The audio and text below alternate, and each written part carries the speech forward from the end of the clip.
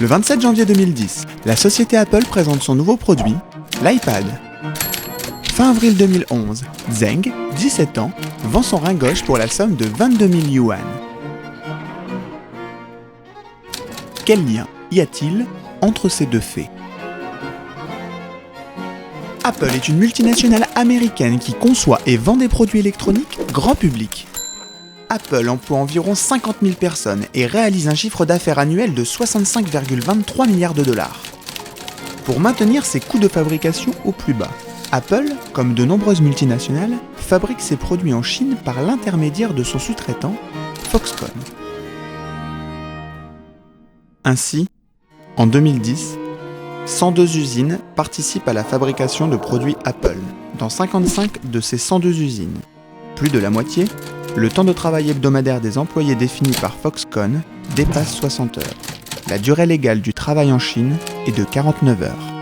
Dans 24 de ces usines, c'est-à-dire un quart, le salaire mensuel est inférieur à 800 yuan, c'est-à-dire inférieur au minimum légal chinois. Le travail est encadré sévèrement par un code de conduite strict, conduisant dans 16,4% des cas à des violences corporelles.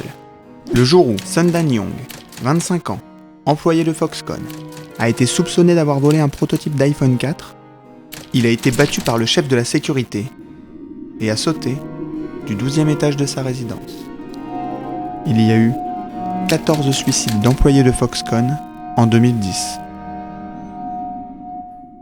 Apple a vendu 3 millions d'iPads dans les 80 jours qui ont suivi sa sortie. Il se vend un iPad toutes les 3 secondes dans le monde.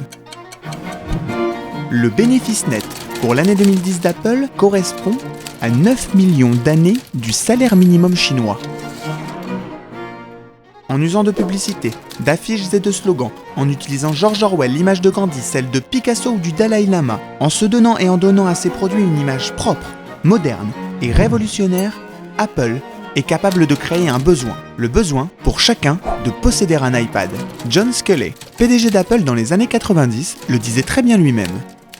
Des gens ont parlé de technologie, mais Apple fut une entreprise de marketing. Ce fut l'entreprise de marketing de la décennie. Et là où le marketing est tout puissant, c'est qu'il permet même de créer ce besoin en Chine, malgré un prix moyen de 500 $, c'est-à-dire 5 fois le salaire mensuel minimum en Chine. Celui-là même que les fabricants d'iPad ne respectent pas. Le marché chinois devrait représenter 10% des recettes d'Apple dans les 5 années à venir. C'est ainsi que fin avril 2011, Zheng, adolescent chinois de 17 ans, victime du marketing Apple, accepte de vendre son rein gauche pour la somme de 22 000 yuan, dans le but d'acquérir un iPad 2.